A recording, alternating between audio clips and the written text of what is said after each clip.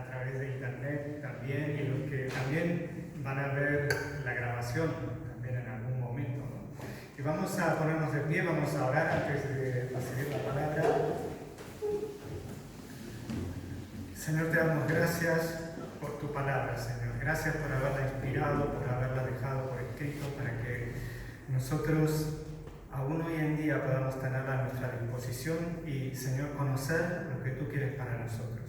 Te rogamos que el Espíritu Santo nos hable a cada uno, Señor, a través de tu palabra, y que, Señor, toques nuestros corazones. En el nombre de Jesús. Amén. Amén.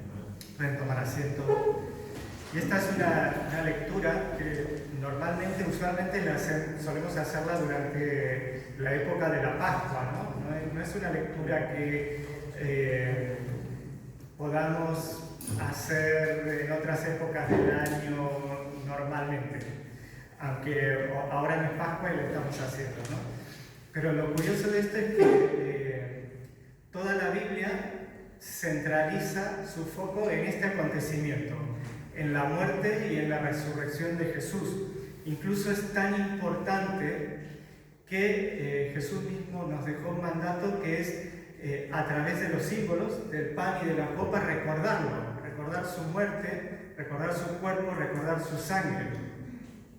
Pero, ¿por qué tuvo que morir Jesús?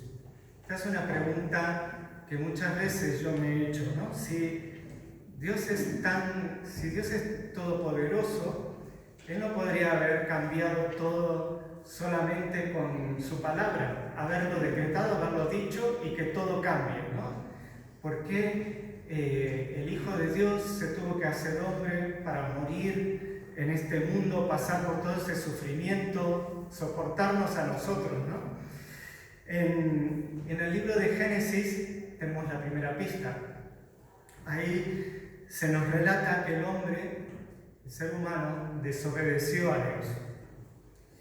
Y debido a esta desobediencia, quedó separado eternamente de Dios, eternamente de su presencia. Y esta elección que hizo el ser humano en los inicios tuvo unas consecuencias eternas y tan profundas, tan intensas, que no había nada que el ser humano pudiera, nada posible para poder volver a restablecer esa relación con Dios. A veces lo leemos en el Génesis como la historia, bueno, no coman del fruto, la mujer fue tentada, se lo dio al hombre, y no le damos la importancia, la trascendencia de lo que ese hecho tuvo, ¿no? A partir de esa elección que hizo el hombre quedó muerto espiritualmente, los seres humanos quedamos muertos espiritualmente, separados de Dios eternamente, condenados a estar lejos de Dios para toda la eternidad, y el pecado entró al mundo. Y a raíz de esto, el enemigo, Satanás, el príncipe de este mundo, se hizo dueño de todo esto, ¿no? Porque nosotros le dimos lugar, los seres humanos le dimos lugar. Las consecuencias de esta decisión del hombre fueron tan graves, que solamente había una forma de revertir esto, y era que Dios quisiera revertirlo. Y Él mandó a su Hijo, a su unigénito Hijo, quiere decir el único engendrado por Dios, el único Hijo de Dios, para que baje a este mundo despojándose de su gloria. Imagínense que la Biblia nos dice que todo lo creado fue creado por Jesús, y Él mismo, el que fue el artífice de la creación, se estaba haciendo como su creación, pero incluso humillándose por debajo de su creación para poder venir a este mundo a ocupar nuestro lugar. Claro, como Él nunca pecó, en Él no había pecado, la muerte no pudo retenerlo. Entonces, Él sí podía morir en el lugar de los seres humanos. Ningún otro ser humano podía morir por otro ser humano porque estaba bajo las consecuencias de esa condenación. En cambio, él no. Y esto fue el precio que había que pagar porque no se había cumplido un decreto de Dios. Había que hacer justicia. Si una ley no se cumple, la policía detiene a esa persona que ha transgredido la ley, lo mete preso y bueno, en los países donde hay pena de muerte hasta a veces pueden llegar a pena de muerte, ¿no? O cadena perpetua o los meses que le toque. Aquí había que hacer justicia porque no se había cumplido un decreto de Dios. ¿Y cuál era este decreto? En Ezequiel 18:4 dice: «He aquí que todas las almas son mías, como el alma del Padre, así el alma del Hijo es mía. El alma que pecare, esa morirá». Entonces, el que peca muere. Ese es el decreto de Dios. Y Dios le advirtió a Adán, en Génesis 2, de que no le desobedeciera porque si no moriría. Dios le dijo a Adán y Eva, ¿no? A los seres humanos, les dijo: si le desobedecen van a morir. Pero el hombre, por su orgullo, por su soberbia, decidió que lo que Dios le decía no le convencía, ¿no? Y desobedeció a Dios y por lo tanto murió, tal como se lo había advertido Dios, una muerte espiritual. Ahí Satanás también con sus medio mentiras le dijo: no, pero no moriréis. O sea, no iban a morir en el acto fulminado su cuerpo, sino que era una muerte mucho peor, una muerte eterna, una muerte espiritual. Y hablando de Adán, dice Romanos 5:12: «Por tanto, como el pecado entró en el mundo por un hombre, y por el pecado la muerte», que habíamos dicho antes, «así la muerte pasó a todos los hombres, por cuanto todos pecaron». Adán dejó entrar al pecado al mundo, y eso hizo que todos estemos condenados. ¿Condenados a qué? A una separación eterna de Dios, a una muerte espiritual. Entonces, la pregunta puede ser: me cachis, Adán, estoy enfadado con él porque por su culpa ahora todos estamos condenados, ¿no? Enfadarnos con Adán y decir: no es mi culpa, yo no había nacido. Pero Adán nos representa a nosotros. Él era un ser humano igual que nosotros. Nosotros somos iguales que Adán. Y si hubiéramos estado en su lugar, seguramente hubiéramos hecho lo mismo. ¿Cuántas veces nosotros mismos le cuestionamos cosas a Dios? ¿Cuántas veces le decimos incluso lo que tiene que hacer? Es que Dios debería hacer esto, es que ¿por qué Dios no hace aquello? ¿Qué pasa con la gente que vive en la selva y que no escucha el Evangelio? Entonces Dios es injusto, y estas argumentaciones las escuchamos muchas veces. Si yo fuera Dios, perdonaría a toda la humanidad. Por eso, recordemos que nosotros somos como Adán. También le cuestionamos a Dios, también tenemos los mismos pensamientos que Él. La culpa no es solamente de Adán, es de todos nosotros, es de los seres humanos. Y en realidad lo que debemos hacer es identificarnos con Él, con su error, y arrepentirnos de nuestros pecados. Entonces, ¿por qué Dios creó a los seres humanos si sabía que iban a pecar, que se iban a apartar de Él? Dios tiene conocimiento de todo lo que va a pasar, precisamente porque va a pasar. Él es omnisciente, Él lo sabe todo y tiene todo el conocimiento. Dios sabía que el hombre lo iba a traicionar porque precisamente eso era lo que iba a pasar. Más o menos para que entendamos este ejemplo, que es muy limitado, pero bueno, todos sabemos que alguna vez nacimos y sabemos que alguna vez vamos a morir. ¿Por qué? ¿Por qué lo sabemos? Porque esto va a pasar. No hay otra forma. Esto ya pasó que nacimos y va a pasar que nos vamos a morir. Entonces, Dios tiene el conocimiento de todo lo que va a suceder porque va a pasar. Y por medio de las profecías que Él reveló a los profetas durante toda la historia, Él nos reveló la solución que Él ofreció y lo anunció a través de sus profetas en las Escrituras.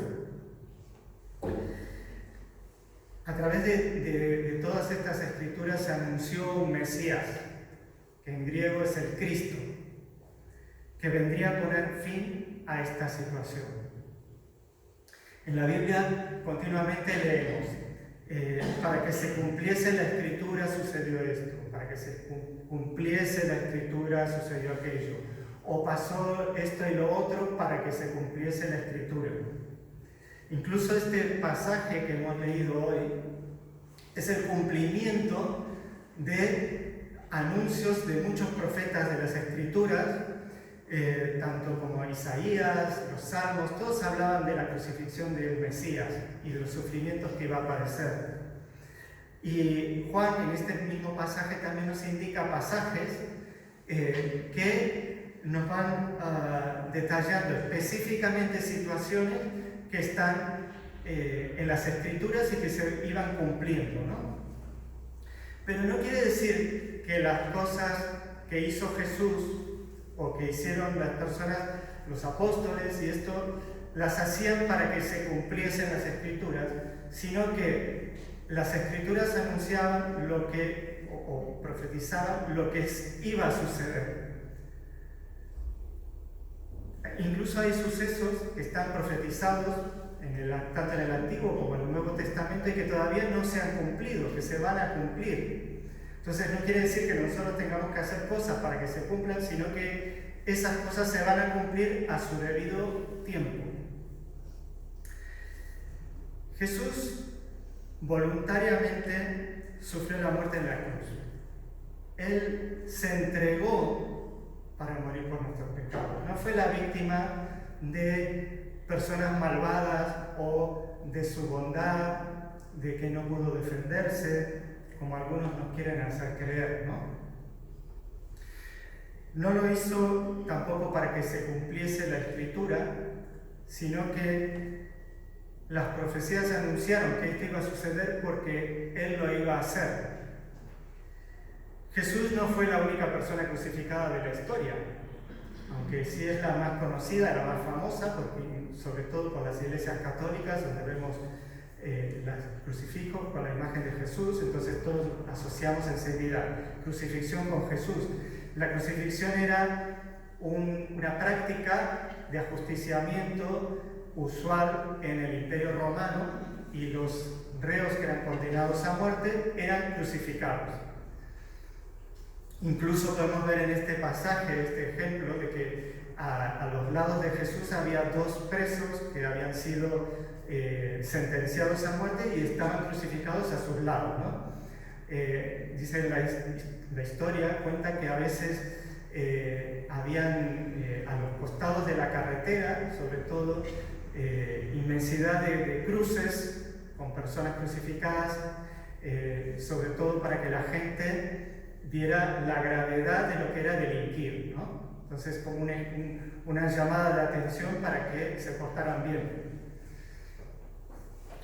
Pero el único crucificado que cambió la historia, tanto a nivel terrenal, podríamos decir, la historia humana, como a nivel espiritual, el único crucificado que sí tuvo relevancia y trascendencia es Jesucristo.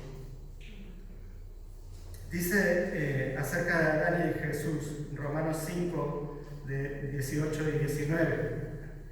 Dice, así que como por la transgresión de uno vino la condenación a todos los hombres, Adán, de la misma manera, por la justicia de uno, vino a todos los hombres la justificación de vida. Esto es a través de Jesús. Porque así como por la desobediencia de un hombre, los muchos fueron constituidos pecadores, Adán y nosotros, así también por la obediencia de uno, Los muchos serán constituidos justos. Jesús y también nosotros. Adán introdujo el pecado y la muerte, pero Jesucristo quitó la condenación para que podamos tener vida. Y aquí hay una decisión. Así como Adán tomó la decisión de desobedecer a Dios cuando se le presentó esa oportunidad delante, y esta decisión hizo que se separara de Dios eternamente y incluso toda la descendencia humana, nosotros hoy también tenemos que tomar una decisión. La decisión de obedecer y volver a Dios y a vivir eternamente a través de lo que Jesucristo hizo por nosotros. Dice Romanos 10, versículos 8 y 10. Mas, ¿qué dice? Cerca de ti está la palabra, en tu boca y en tu corazón. Esta es la palabra de fe que predicamos, que si confesares con tu boca que Jesús es el Señor y creyeres en tu corazón que Dios le levantó de los muertos, serás salvo. Porque con el corazón se cree para justicia, pero con la boca se confiesa para salvación. Hay una decisión que tenemos que tomar cada uno de nosotros, así como la que tomó Adán, y es la de volver a Dios, porque ahora se nos presenta esta oportunidad. Juan era un testigo presencial de los hechos que se nos narran en este pasaje. Él mismo los escribió y estos escritos son tan fidedignos, tan reales e históricos, que están comprobados incluso por personas que han querido desvirtuarlos y que han querido comprobar que eran falsos. Al final se ha llegado a la conclusión de que estos escritos son más fieles que incluso las copias que tenemos de la Ilíada, por ejemplo. Él escribió ese testimonio hace poco más de 2000 años, llegó hasta nuestros días. ¿Para qué? Para que todas las generaciones posteriores pudieran conocer los hechos que sucedieron de primera mano de un testigo presencial. Y él nos cuenta que Jesús, ese día hace 2000 años, murió. Él murió realmente. No se desmayó, como dicen algunos, que nos quieren hacer creer que Jesús no murió, que se desmayó en realidad. Entonces luego los discípulos lo hicieron reaccionar y volvió a la vida. Juan nos cuenta de que no necesitaron quebrarle las piernas, porque cuando fueron a donde estaba Jesús ya estaba muerto.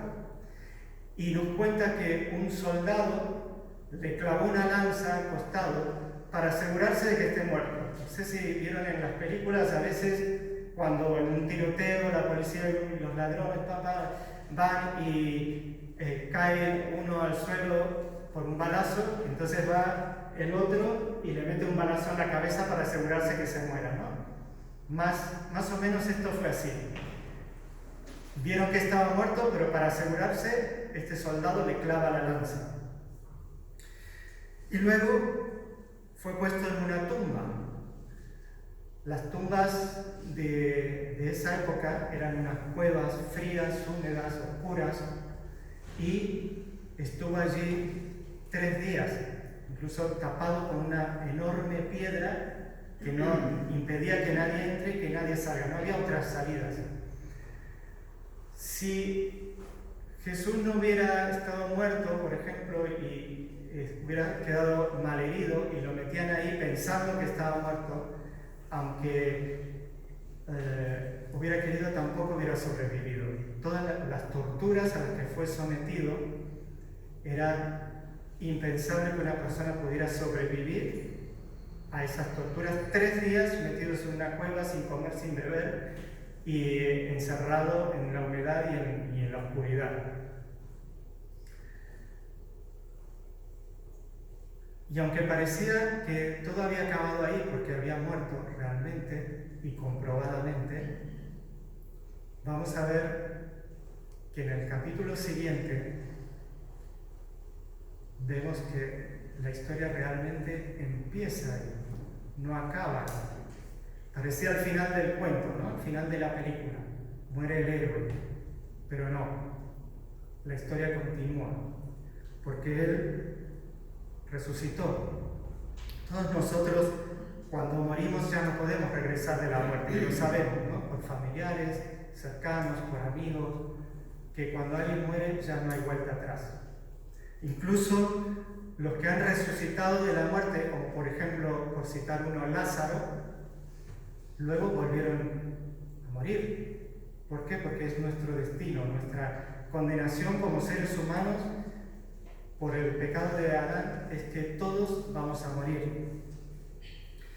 Y entonces, ¿cómo es que Jesús, si era verdaderamente hombre, murió, pero volvió a vivir para siempre? Ya Él no se va a volver a morir nunca más. Él está vivo y no va a volver a morir nunca más. Esto es porque Jesús nunca pecó. Él no estaba sometido a esa condenación. Él podía morir en lugar de los demás porque no tenía esa condenación por el pecado encima. Entonces, la muerte no lo pudo retener por sus pecados, pero sí podía morir por los nuestros. Entonces, Él resucitó, ahora está vivo. Él vive y no va a morir. Y nosotros tenemos esta promesa de que por su resurrección, en algún momento nosotros también vamos a resucitar y vamos a estar vivos para siempre como Él. Mi pregunta es, ¿tú estás muerto? Obviamente, físicamente no, porque estamos aquí, me estás escuchando, estamos vivos físicamente, ¿no? Pero espiritualmente, de una manera o de otra, tenemos que morir. O estamos muertos o tenemos que morir. Si no morimos a nosotros mismos, permanecemos muertos en nuestros pecados. Para poder vivir, tenemos que morir, aunque ya estamos muertos. Dijo Jesús en Juan 12:25, el que ama su vida la perderá, y el que aborrece su vida en este mundo, para vida eterna la guardará. Si todavía no has muerto a tú mismo, clavándote tú mismo en la cruz, junto con Jesús, todavía estás muerto en tus pecados. Pero dice Efesios 2:5, aun estando nosotros muertos en pecados, nos dio vida juntamente con Cristo. Por gracia sois salvos. Si mueres a ti mismo y aceptas esta vida que hay en Cristo, Él te da un regalo, por gracia. No tienes que hacer nada. Y es la vida eterna. Él resucitó y por su resurrección es que nosotros podemos tener vida. Jesús murió en una cruz. Él murió por ti, murió por mí y resucitó para darnos vida. Ese regalo lo tenemos que recibir, tenemos que tomar una decisión, como lo que hizo Adán y murió. Nosotros tenemos que tomar una decisión de recibir ese regalo y vivir. Ese regalo es una vida eterna, como hemos dicho. Entonces, si no lo has recibido, si no has recibido esa vida, no dejes para mañana esa decisión. Recíbela hoy. Y deja que Él sea el rey de tu vida, porque Él es el rey de todo y de todos, y no solamente de los judíos, como escribió Pilato en esa tabla que clavó en la parte de arriba de la cruz. Pero Él será tu rey y tu Señor cuando tú le des el control de tu vida. Y si ya le has dado control de tu vida, si ya le has dicho al Señor, quiero que seas mi rey, vive una vida que honre esa fe que has depositado en Él. Vive una vida que honre a tu Rey y tu Señor. No podemos decir Jesús es mi Rey, Jesús es mi Señor y hacer lo que a nosotros nos parezca, como hizo Adán. Aquí hay negro o blanco. La decisión es o sigo al Señor o no lo sigo. Les voy a pedir que se pongan de pie y vamos a orar.